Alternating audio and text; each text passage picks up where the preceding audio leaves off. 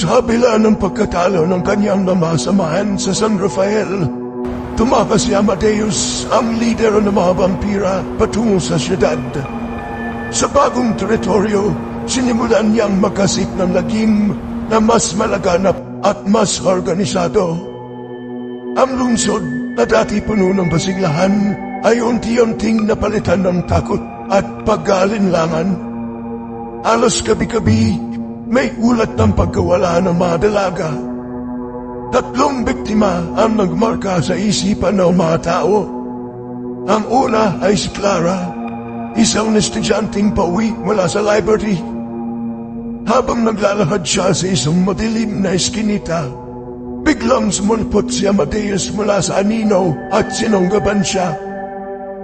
Ang pangalawa ay si Teresa, isang tindera sa palengke na hindi na muling nakita matapos ang kanyang huling pag-deliver ng paninda sa gabi.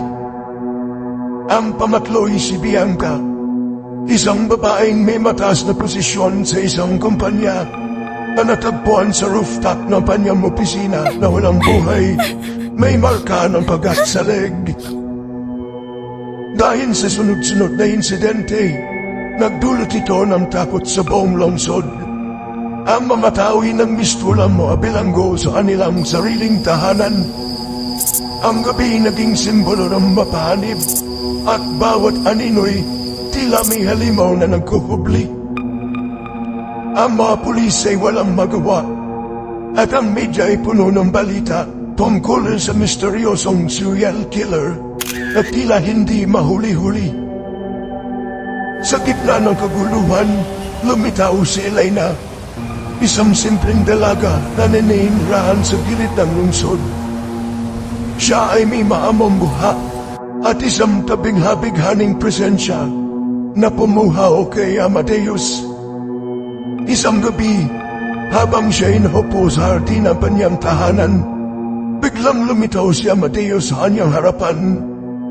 Sa unang pagkakataon, hindi niya agad siya sinaktan. Sa halip, siya ay nagpakilala. Ako si Amadeus, wika niya.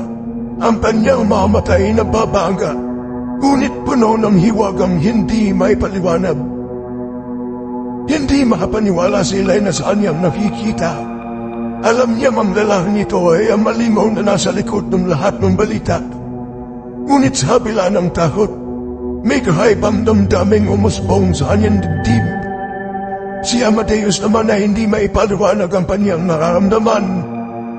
Para bang sa unang pagkakataon ini, may naguhudyok sa kanya na magpakatao. Habang naguhusap sila, napansin ni Amadeus ang init ng damdamin ni Elena. Ngunit alam niyang hindi niya maaaring manatili sa kanyang presensya ng matagal. Bago siya umalis, hinawakan niya ang kamay ng dalaga at bumulong.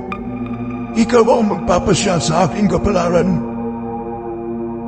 Sa kanyang pagbalik sa kanyang taguan, nagbule-bulay si Amadeus.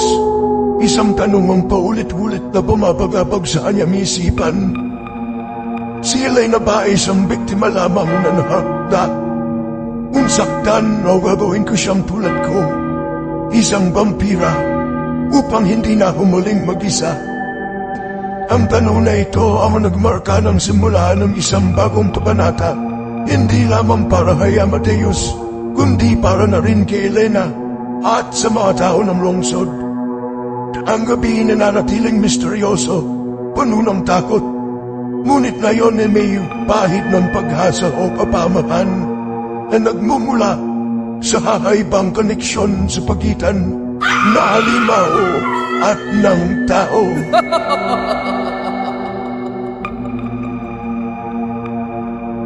Ha ha ha ha!